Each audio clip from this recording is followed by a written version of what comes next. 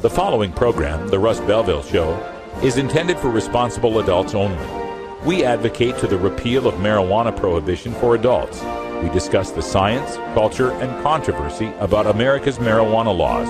We do not advocate any illegal activity and encourage all listeners to learn their state and federal marijuana laws.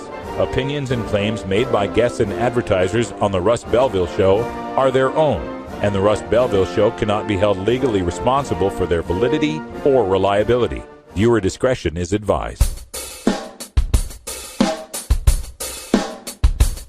You take a seed, you plant it, you grow it, you dry it, you roll it, you smoke it. You take a seed, you plant it, you grow it, you dry it, you roll it, you smoke it, and it goes down smooth. Hey! Spanning the continent to bring you the truth about cannabis and marijuana law reform. I smoke pot and I like it a lot. From the promise of legalization. And I think that we need to rethink and decriminalize our marijuana laws. To the agony of prohibition. One major responsibility is to encourage people to use less drugs. The Russ Belville Show, the voice of the marijuana nation. Yeah, I hear you had a question for me. Now, here's your host, Radical Russ Belville. All right, Tokers and Tokettes, welcome. We made it to the weekend. It is Friday, April 26, 2013, and it's got to be 420 somewhere in the world. Boy, I'm just boiling mad still about the Idaho 3, and I've got some breaking news for you. This Monday, we are going to be having a press conference at the state capitol in Boise, Idaho, with Lindsay Reinhardt and Sarah Frank from Moms for Marijuana. We're going to get all the activists we can in the Idaho area to be there, including yours truly. I am going to make the trek across the state of Oregon back to my homeland of Idaho, and we'll be streaming it live for you here, right here on 420radio.org. Boy, they messed with the wrong activists. They took the kids away from my friends, and we're not going to stand for it. So thanks for your support. Thanks for contributing to 420 Radio so I can afford the gas. We really appreciate it. On today's show, all sorts of interesting things. Of course, we got our 420 Radio news, and in the news today, all sorts of interesting headlines. Tallahassee, Florida, they've got that bong bill. They're banning bongs in Florida. We'll talk about that. Michigan's AG doesn't like the idea of decriminalizing. A Washington judge orders the cops to give back some medical marijuana. And, on the technology side, a new breathalyzer can detect marijuana, cocaine, and heroin. We'll talk about that right after this first break. Then we'll have some time to go behind the headlines. And for this, I've got a video that was forwarded to me, and we're going to kind of watch it together. I actually haven't seen it yet, but it's called High on the Job. And apparently some idiot reporter, went and ate too many medibles while he was on assignment. And we're going to take a look at that and probably have a few laughs while we're at it.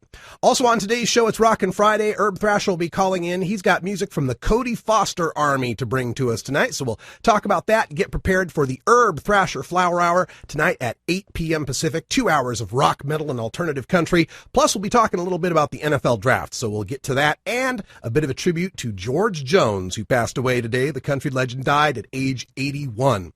On today's show as well, we're going to be doing our regular High Times preview, but instead of going to the phone lines and talking to the folks at High Times, I figured we'd go back a weekend and take a look at the High Times U.S. Cannabis Cup. Our good friend and forum administrator, Grey Wolf, did some video interviews and some coverage. We're going to play that for you at the bottom of the hour, so check that out.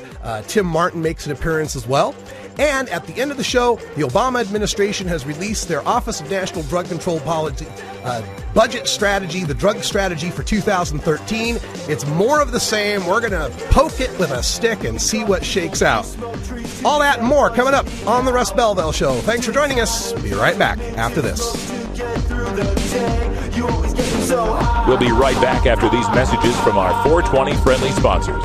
Support these advertisers because their ad money goes straight to the Russ Belville Show. You're tuned into the Russ Belville Show, the voice of the marijuana nation.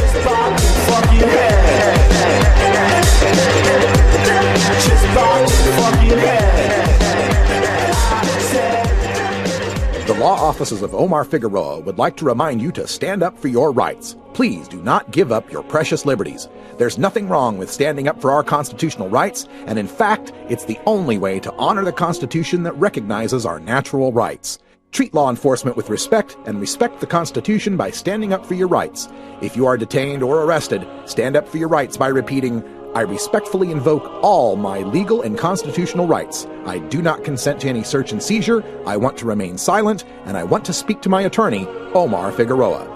Omar Figueroa has more than a decade of experience in federal and California courts and graduated from Yale University, Stanford Law School, and Trial Lawyers College. Please contact the law offices of Omar Figueroa at 415-489-0420 or 707-829-0215 or on the web at www.omarfigueroa.com. This is your 420 Radio News for Friday, April 26, 2013. I'm Russ Belville. Decriminalize marijuana. Michigan Attorney General Bill Shute doesn't want to go down that road. From MichiganLive.com. Michigan Attorney General Bill Shute, the state's top law enforcement officer, is opposed to proposed legislation that would decriminalize the possession of small amounts of marijuana. Quote, "We should not go down this road of legalizing drugs," Shute told Lansing television station WILX this week.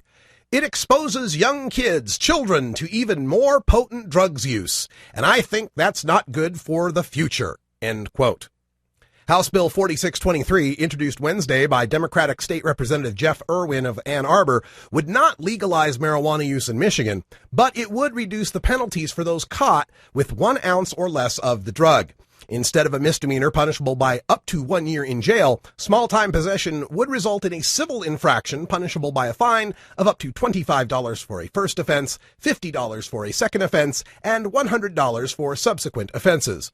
A recent bill co-sponsored by Republican U.S. Representative Justin Amash of Michigan, titled the Respect State Marijuana Laws Act of 2013, would ensure that the federal government does not prosecute residents acting in accordance with state laws.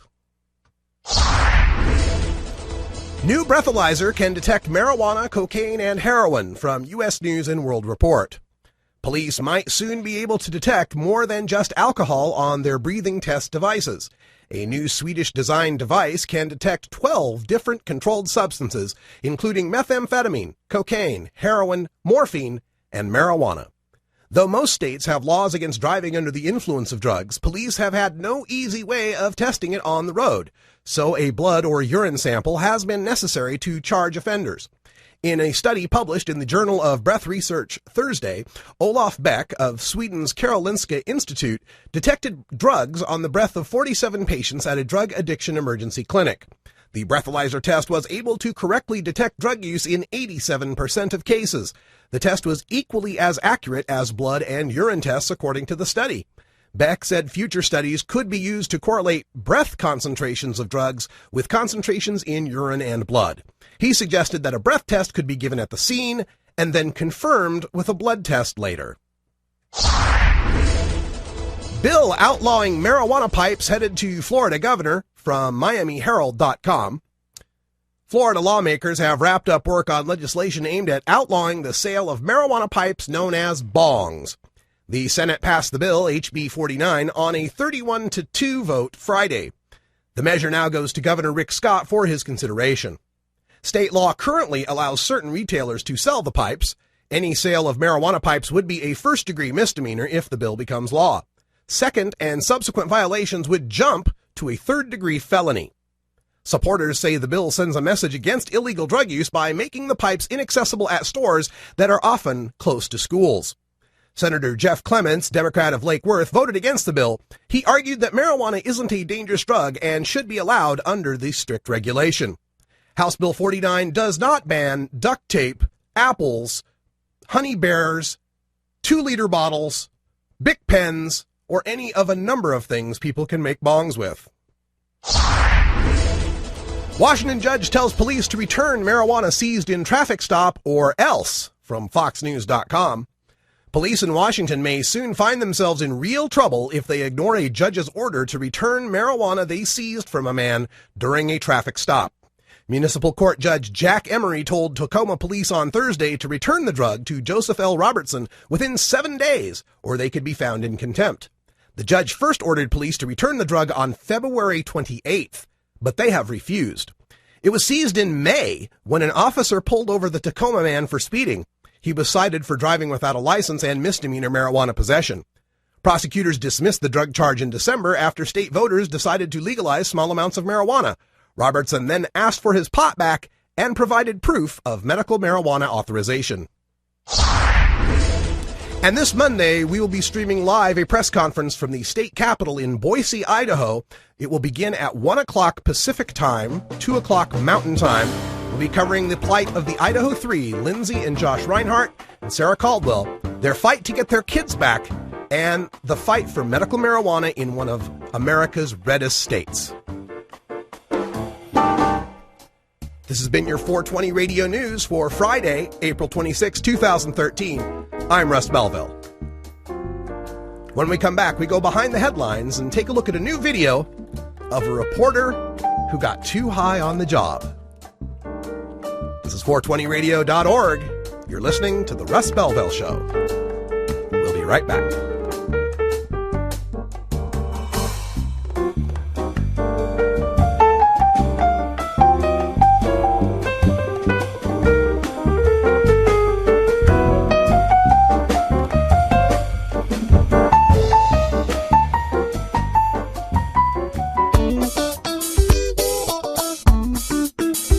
Don't touch that dial. We'll be right back after a word from these 420 friendly sponsors. Wait a minute. This is internet radio. There are no dials here.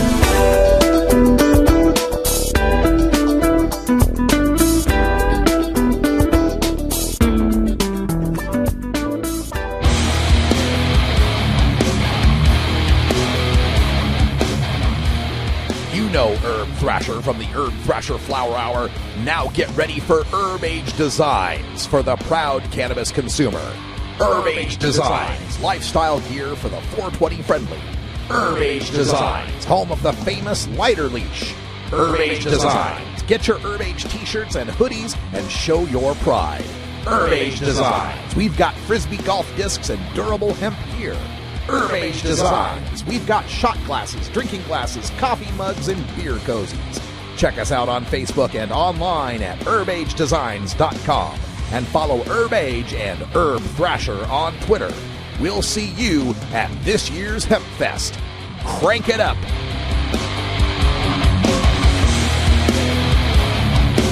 Welcome back, everybody. Time for us to go behind the headlines. And speaking of Herb Thrasher, some of the other places you'll see Herb Thrasher coming up, not this Saturday, but the following Saturday is the Global Cannabis March. May the 4th, Star Wars Day, we'll be gathering at Portland's Pioneer Courthouse Square. There'll be a stage. We'll have a PA. We'll be streaming live. We'll have the megaphones to lead the march. It's going to be a great time. Herb Age will be there, Oregon Normal, Moms for Marijuana, National Cannabis Coalition, and you.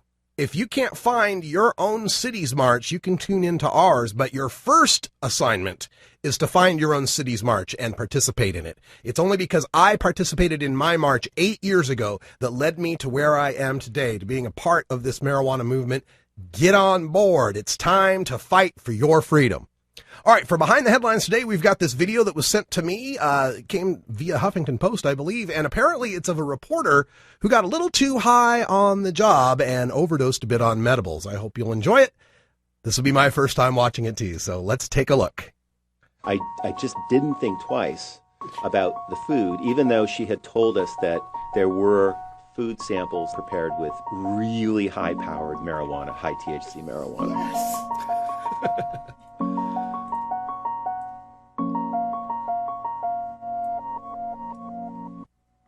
It's probably fair to say that over the last few years, I've become a pot reporter. In 2010, the marijuana marketplace was sort of exploding in California. You had people coming out of the shadows who had been growing or selling for years illegal, and all of a sudden they had websites, they were operating publicly. All of a sudden, this kind of seemed like a mainstream industry.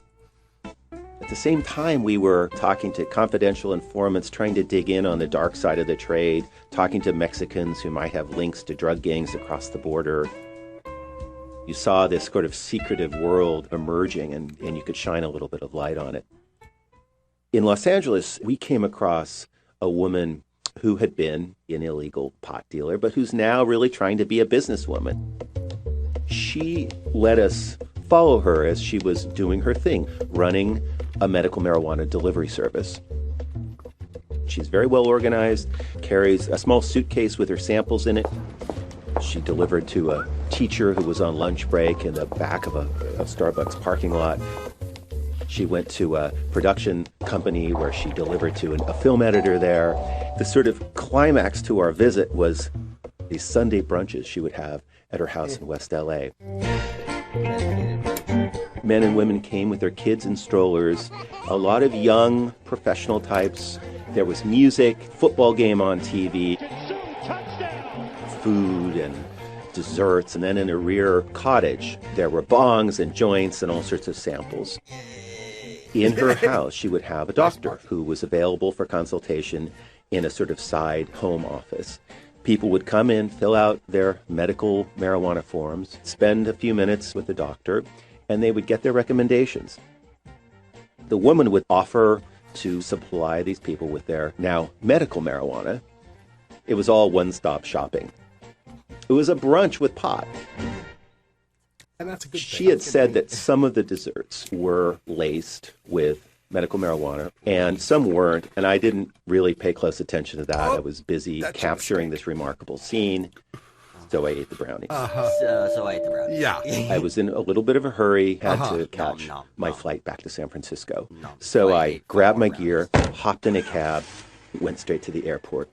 Check-in and all that. And when I got to the terminal, LAX is a rather large airport. Oh, yeah. That's when I the started brownies kicked in. getting this dreamlike feeling that I wasn't Where am I? in Who is this? the present universe. Why is And this I knew walkway walking immediately without me? that something had gone wrong. Oh, no. And it hits me. This is the best way to fly, if you ask I me. am totally stoned. That's savage, dude. I'm not going to get really stoned. This is just going to... And then I thought, oh, my God. It's hitting me. And I'm going further and further and further into this other world. And then I started feeling these extreme sensations of anxiety. I wanted to get on my flight. I wanted to get back to San Francisco. So I tried to control my feelings. And I actually got into the airplane. The blinking lights, the white paint, the electronica music. I had never flown Virgin American before this trip. Oh. There was no one sitting on either side of me, and I kept looking out the window thinking, well, if I can just keep looking out the window, I'll be okay. Yeah, right. And then William Shatner's on the what if wing. I'm not okay? What if I freak out mid-flight? Yeah, that's the best thing to do. Start thinking if They have to alert Homeland Security. And think of the headlines. Pot reporter overdoses on his own medicine or something like that. I got to get out of this plane. Let's get the Puffington. I said I was not feeling well. Got back into the terminal and found an obscure spot and really literally crumpled up into a ball and tried to sleep, but it was just coming at me, the high. So I just didn't know if I was going to come back from this place.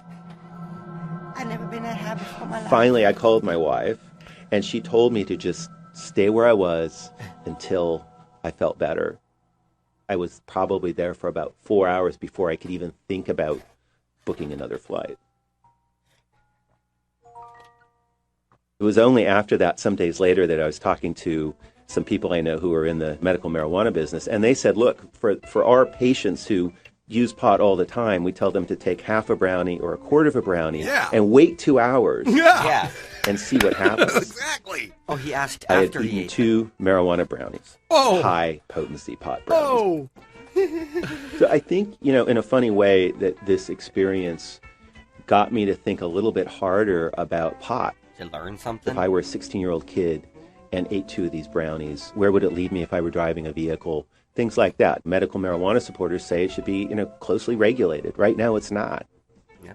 The pot today, I feel, is very different from the pot, 20 or 30 years ago when I was a kid.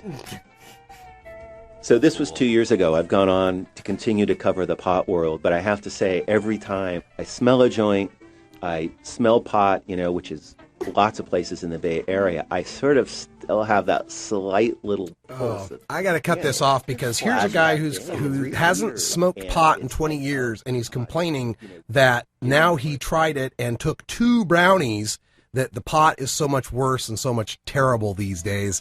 Sorry, guy, not going to fly for us. That's like saying, back in the day, I used to drink a whole lot of beers. It's been 20 years since I drank beers, and so now I've decided to butt chug a couple shots of Bacardi 151. Not going to work, pal. Oh, how sad. Hey, we're going to take a break. When we come right back, we'll have Herb Thrasher on the line. It's Friday. Can't quite talk. It's the Jilly Bean. I think the Jilly Bean has affected me. We'll be right back. Oh, have you ever met that funny reefer man? A reefer man. Have you ever met that funny reefer man? A reefer man. If he said he swam to China, he would sell you South Carolina. Then you know you're talking to that reefer man.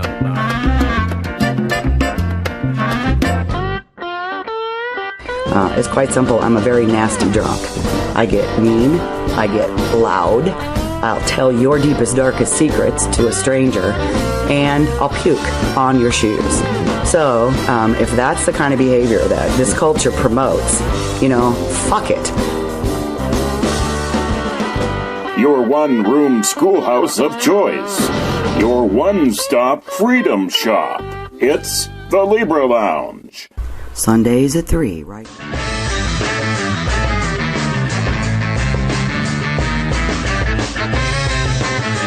Hey everybody, welcome. It's Danny Danko from High Times Magazine, and I'm here with Mr. Kyle Cushman, and we're talking about integrated pest management.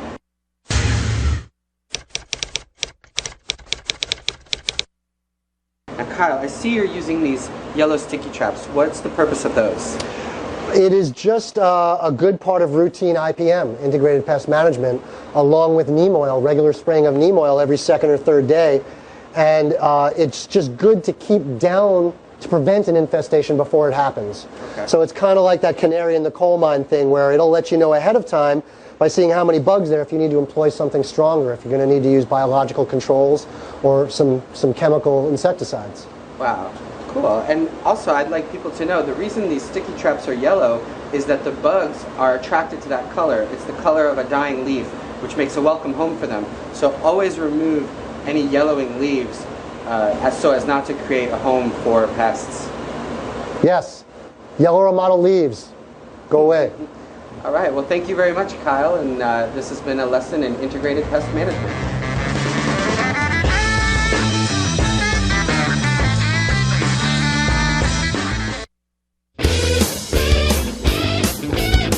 Everyone knows music and marijuana go together, so let's wind up our 20 after break with the Russ Belville Show's Daily Toker Tunes, the best in pod-safe 420 music from around the web. Today is Rockin' Friday, featuring rock, metal, and the hard edge of alternative country.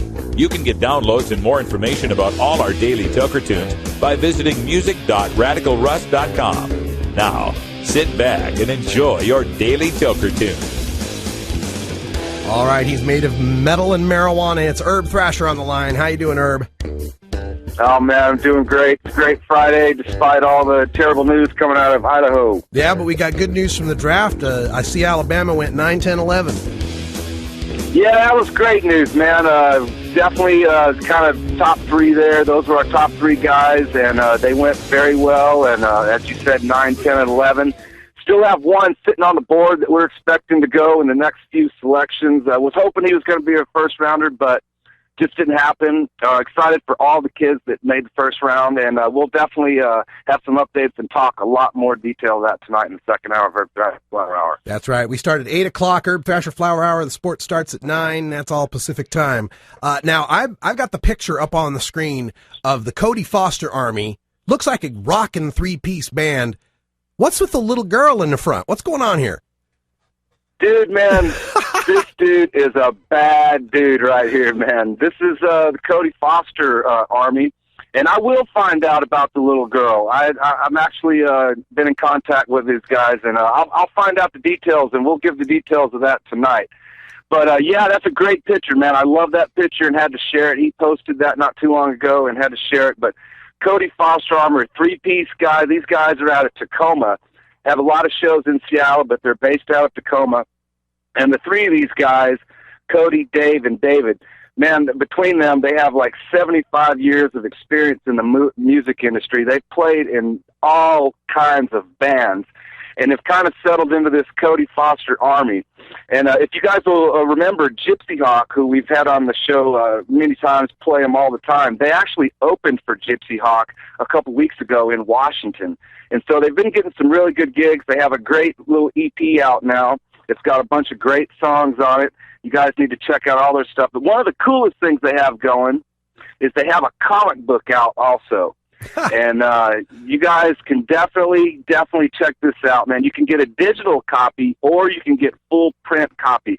But it's a 42-page independently released comic book. And it's kind of about them and their alter ego and their exploits. And so they bring a fun element to the music. I wouldn't say comedy, but they enjoy comedy. And if you go to their shows, you know, Darth Vader might show up on the stage and have a sword fight with Cody or something, you know. So they just have a lot of cool things going. The song we're going to hear right now is Kick Rocks. And then tonight we'll do a double shot, but we have a great cover song that they did from Bob Marley, and it's Iron Lion Zion. And it's really amazing. So you guys definitely check out Cody Foster Army. They're badasses. All you got to do is type that in, and you'll find their Facebook page, their website, and just support these guys, support music. They're kind of been talked about as being a stoner core. There's all kinds of genres in the music, and they have a stoner feel, a little bit of a core, and so you guys will hear that. Turn it up. Definitely join us tonight at 8 o'clock. We have a great show. We're going to go over all kinds of events from 420. Got tons and tons of pictures. Hour 2, if you need any growing tips, want to learn about oil, just see some cool kids. We've got the kids from Jesse James Gardens. They're going to be in studio. Right. Hour 2. We'll talk to them after sports and have a great time. So you guys turn it up. Support Idaho Free. Be safe. See you on the other side. All right, Cody Foster Army. Kick Rocks.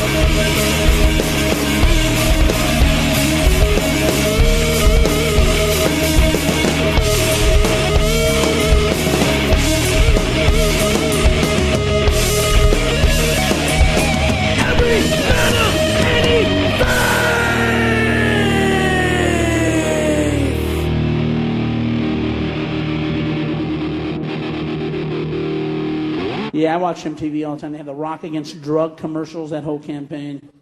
These guys have, slid into fucking school buses and killed 20 children. Yeah. Rather than a facial license, they made a public service announcement. Yeah, no shit. Yeah. I love these guys that is hello, listen, don't get caught with drugs or you'll have to do a commercial just like this one.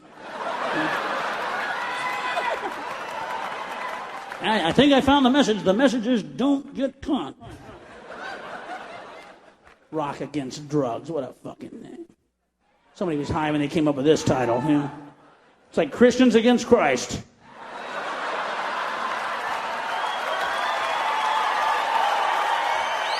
Rock created drugs. What are they talking about? They go together, folks. Almost busted in Laredo, but for reasons that I'd rather not disclose. I smoke pot, and I like it a lot. Hi, this is Willie Nelson. I learned a long time ago that marijuana is a lot safer to use than alcohol.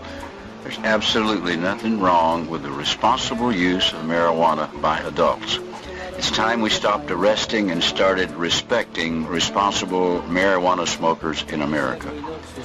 And to learn what you can do to help, please contact NORML at www.norml.org or call toll-free at 888-67-NORMAL. The show was long and we were just sitting there, and we'd come to play and not just for the ride.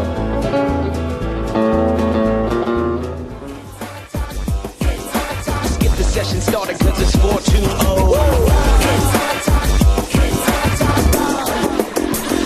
Since 1974, High Times Magazine has been the chronicle of the cannabis community.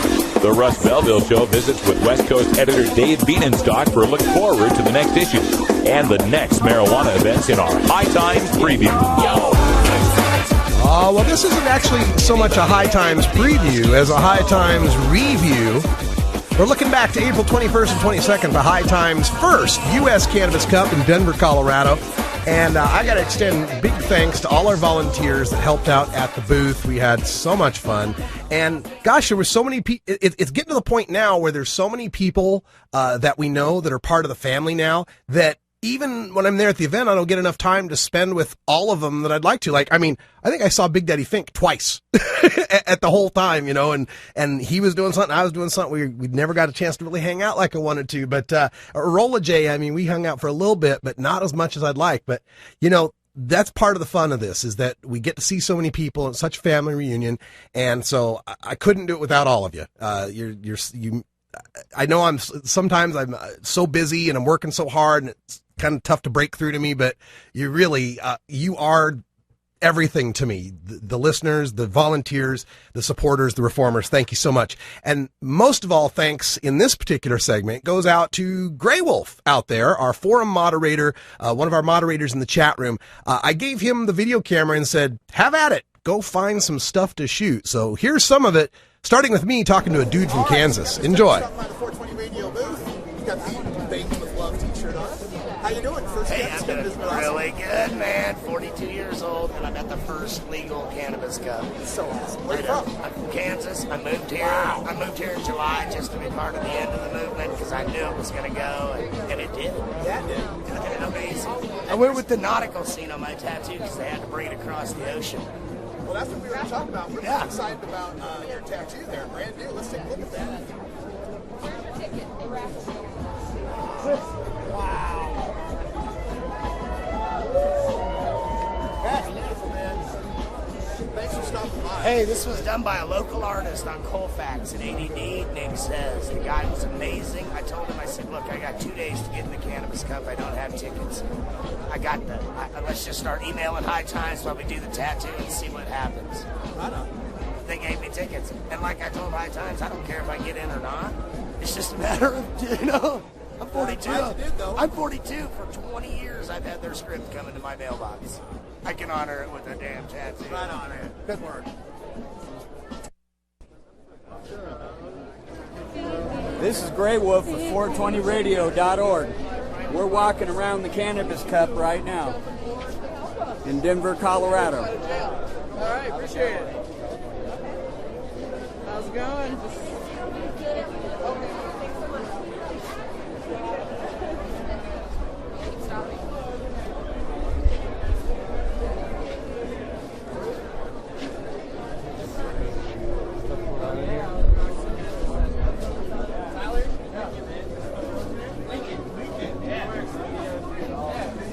What's up, my ball?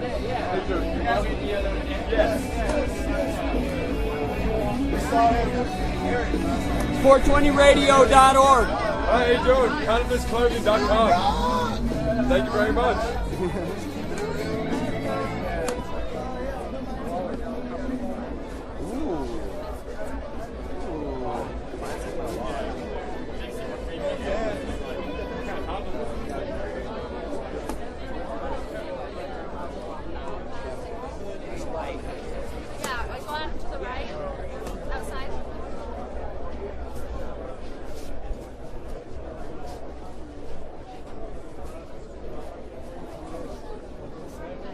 We're walking past the High Times booth.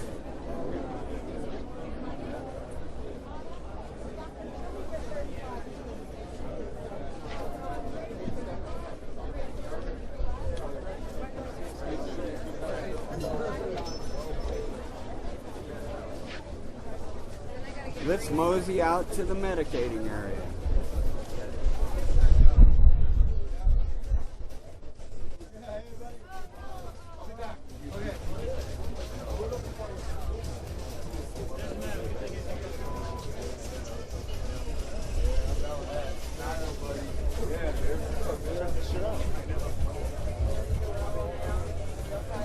I would just see it all.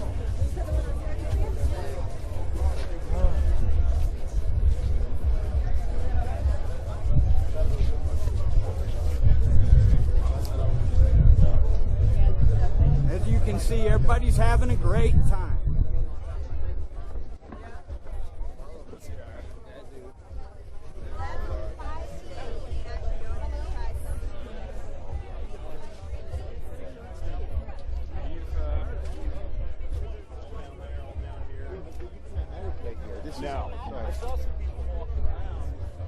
Hello, I'm with 420radio.org. How do you feel about the first High Times Cannabis Cup in Denver, Colorado?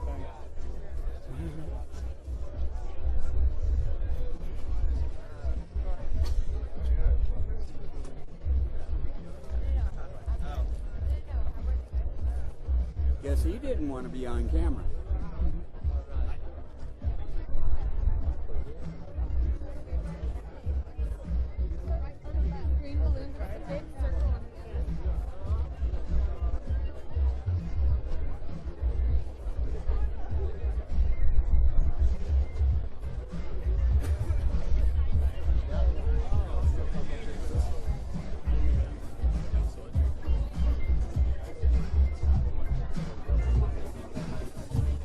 Getting close to the Amendment 64 area.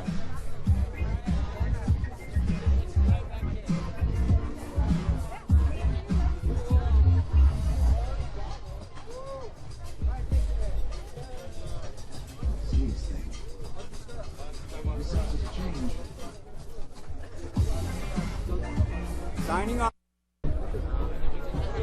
420radio.org. How does it feel to be Roses, LA. Hey, how does it feel to be at the very first U.S. Cannabis Cup? Hey, man, it's beautiful, and the weather. I mean, I was a little worried, come from Los Angeles. I was like, man, what do I pack, but I'm loving it, man, and seeing all the people that came out, it's a great thing. We got to come out and support these kinds of events, and it's just friendly, good competition, and it's been a good time, man. I'm happy with it, definitely.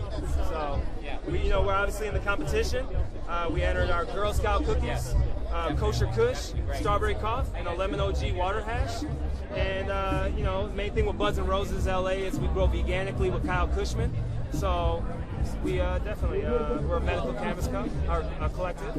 So it's beautiful though. It's a great time, and I'm loving everyone that we've been meeting so far, for sure. Thanks for been enjoying it. Been good for you, getting a lot of good feedback and a lot of good interaction. Oh yeah. I got one guy that didn't want to talk to me. Oh no, it's all good. We love it. We love it. That's what we're about, man. I mean, we're out there on the front line. I mean, LA's sitting there every day in our collective. I mean, fighting them for trying to ban us every day.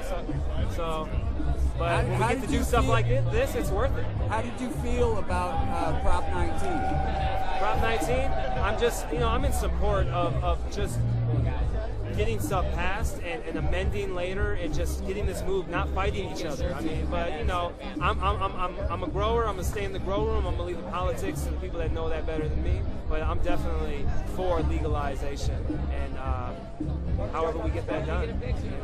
California, we're getting, a lot of people are getting the jump on us now. We've been doing this for a while, but it's good. I really believe in what we're doing in LA and overall. So it's all about wellness, So definitely.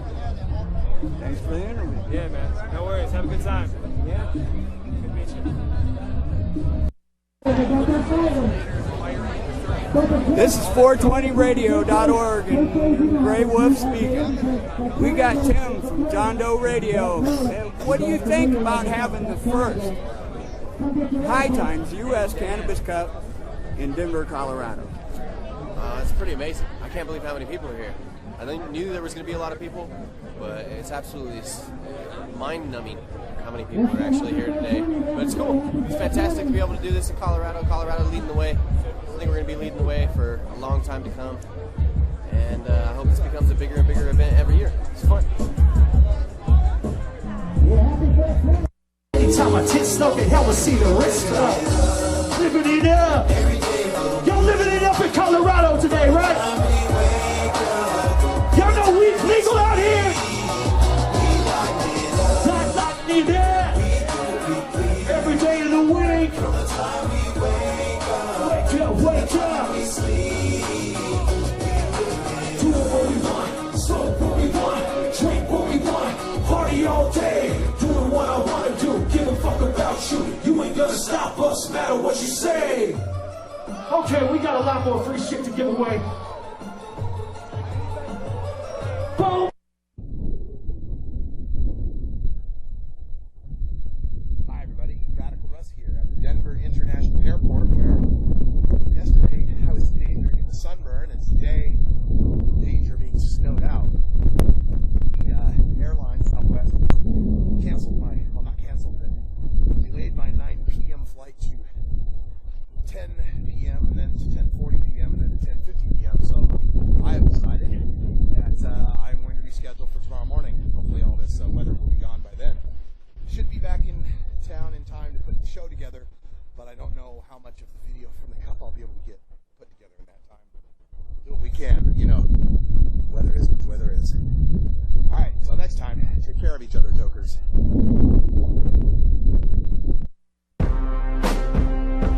That was something else. Literally, the what you saw outside John Doe and all those guys talking in the sun was the day before. Yeah, it's like 12 hours. 12 hours previous. And then it was 25 and snowed out. It was amazing. But we'll never forget the first U.S. Cannabis Cup.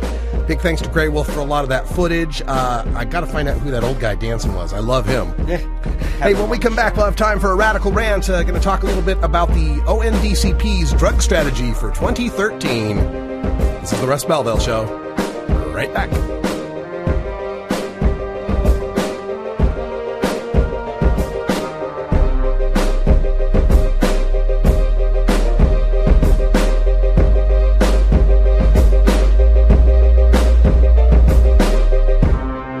You're tuned into the Russ Belville Show, the voice of the marijuana nation.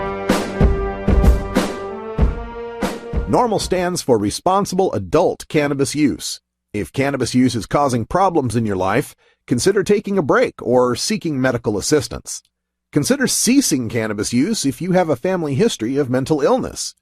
Don't drive or operate heavy machinery while impaired by cannabis use. Cannabis use is not without risks, even though the risks are far less than those posed by legal drugs. I have to say that there was one question that was voted on that ranked fairly high, and that was whether legalizing marijuana would improve the economy and job creation. don't know what this says about the online audience, but the answer is no. I don't think that is a good strategy to grow our economy. So.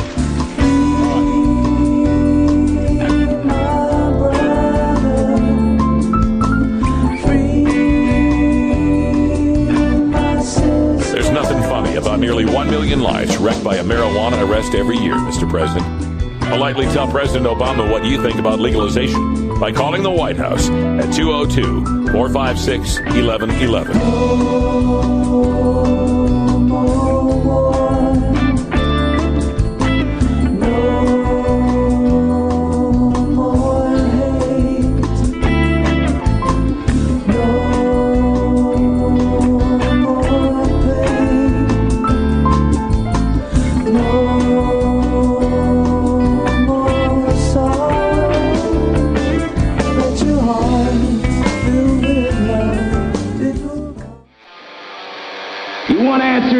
I'm as mad as hell, and I'm not going to take this anymore. You want answers? You have offended my family. I think I'm entitled. You want answers? I want the truth. And you have offended the Shaolin Temple. You can't handle the truth. Surely you can't be serious. I am serious. And don't call me Shirley. Radical rant. Well, it's that time again where the ONDCP and the DEA need to justify their existence, and so the Office of National Drug Control Policy's drug strategy for 2013 has just been released, and it's so pretty. They give you all sorts of interesting. I'll give you a look at the website here. This is the website, and you can see. We have a judge who's hugging a man who's obviously must be a drug user who's been helped with a drug court somehow. What a great policy we have to help these people out, right? So that's the way they're going to sell it to you folks. And, my job here is to poke holes in it. Although I do have to admit, there are a couple of things that we can point to in President Obama's drug control strategy that are positives. So it's not all doom and gloom here. So listen closely. There might be some surprises. First of all, I want to address some points that are made on the ONDCP's announcement for this, on that page I was just looking at. And just a couple of stats they throw at you, as if, these things are, truth. In 2007 alone, illicit drug use cost our nation more than $193 billion in lost productivity, health care, and criminal justice costs. All right, so let's think about that for just a moment here. The criminal justice costs, a lot of those have to do with the fact that we criminalize people who use drugs. So you can't be dropping the cost of your own policy into the discussion of why we should continue your own policy. That's your fault. Productivity and healthcare. Well, let's talk about the productivity one. This is a nice slippery stat they like to throw at you. And how they come up with these numbers for productivity, folks, is they take a look at the lifetime income, lifetime earnings of people who do not use marijuana versus the lifetime income and earnings of people who do use marijuana. Well, surprise! Pot users generally make less money. Why? Because we get P-tested for all the best jobs. Because we get discriminated against in hiring. Has nothing to do with our ability. It has everything to do with having to take underemployment or different employment in order to survive and to forego the full opportunity of income that would be available to us if we weren't discriminated against. I'm sure if you went back to 1930s and looked at the stats there, as far as how well Irish people were doing, it might be lower as well. Has nothing to do with being Irish. Has a lot to do with discrimination, has a lot to do with which jobs for which they could apply. And this healthcare issue. The illicit drug use cost our nation all this money because of the healthcare issues. We all know that we're talking illicit drug use. We're mostly talking about marijuana use. And if you want to reduce healthcare costs, give people a chance to treat themselves with cannabis medicine instead of spending all that money on the healthcare for all those other pharmaceutical drugs. We'll come back to those in a moment. Another statement they make in the opening, nationwide, drug-induced overdose deaths now surpass homicides and car crashes as the leading cause of injury death in America. Now, this is one of those distractions where if you don't realize that homicides and car crashes have declined drastically, it sounds like a big deal. Car crashes have declined a great deal. We've made our roads safer. We've made our cars safer. So the deaths in car crashes have gone down. Homicides have also gone down.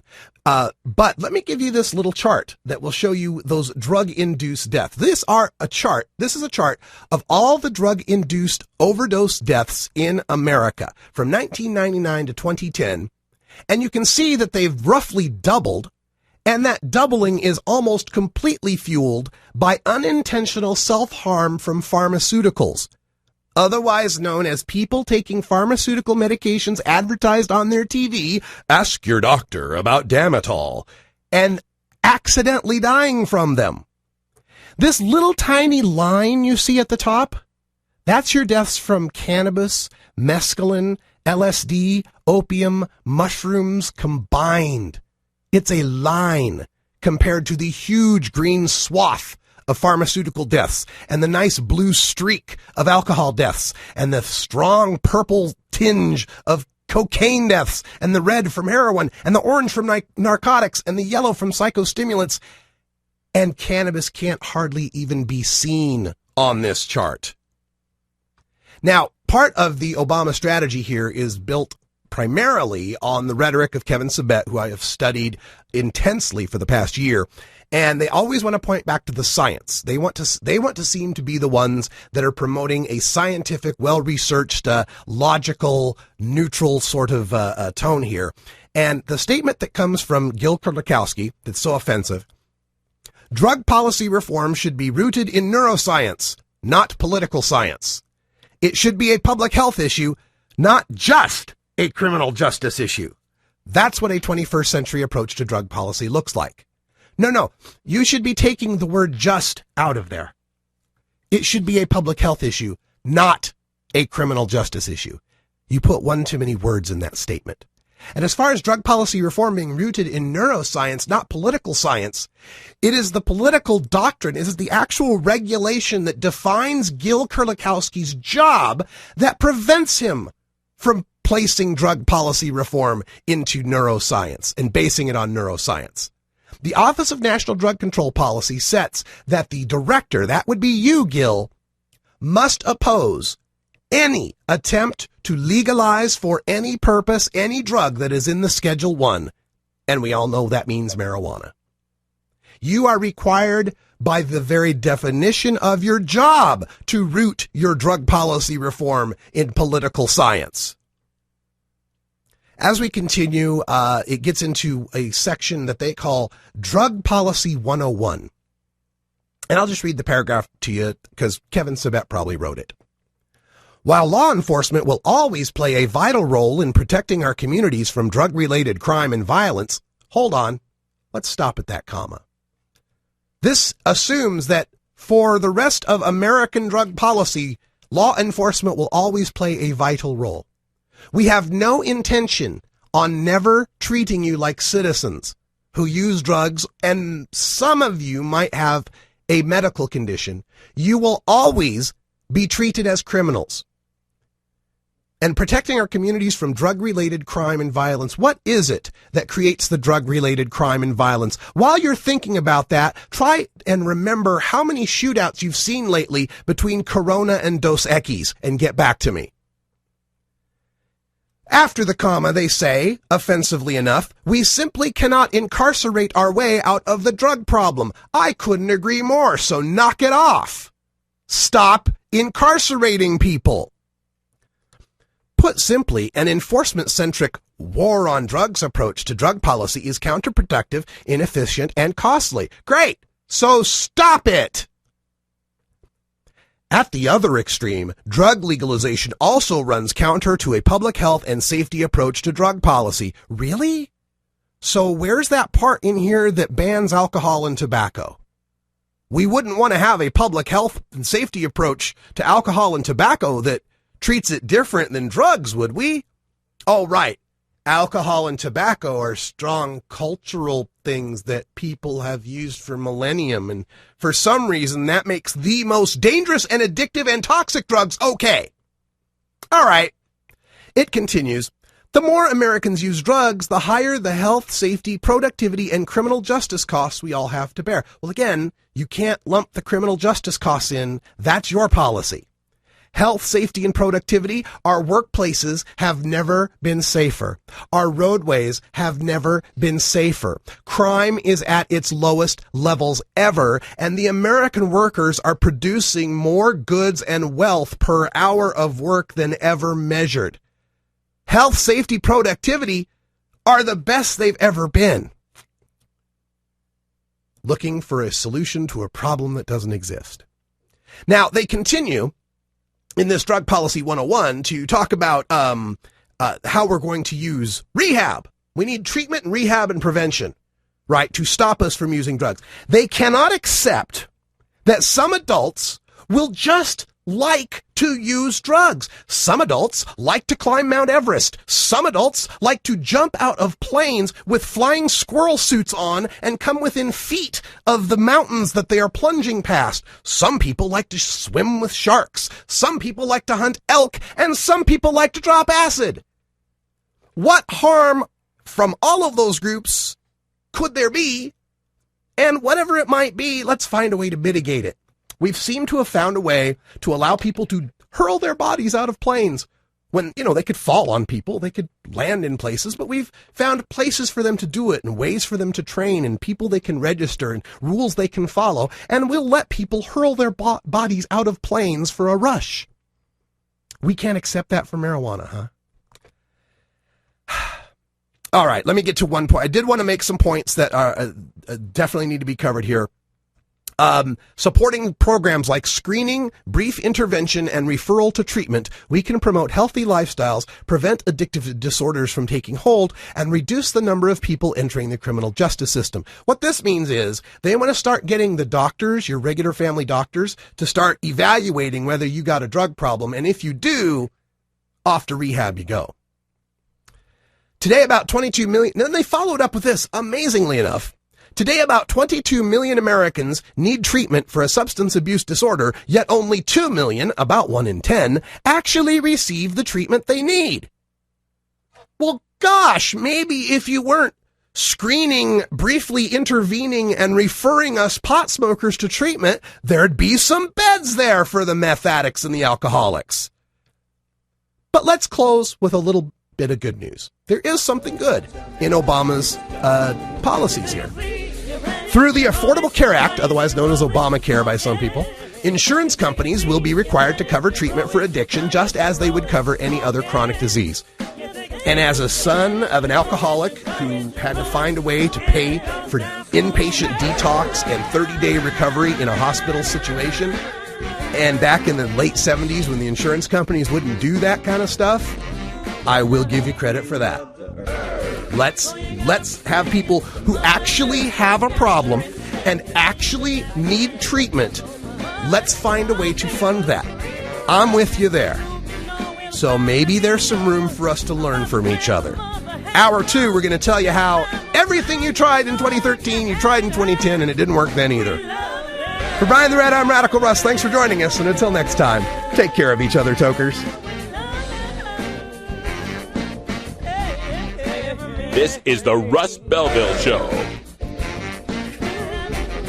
The Russ Belville Show is blogging and podcasting daily at radicalruss.com. You take a seed, you plant it, you grow it, you dry it, you roll it, you smoke it. You take a seed, you plant it, you grow it, you dry it, you roll it, you smoke it. You take a seed, you plant it, you grow it, you dry it, you roll it, you smoke it, and it goes down smooth.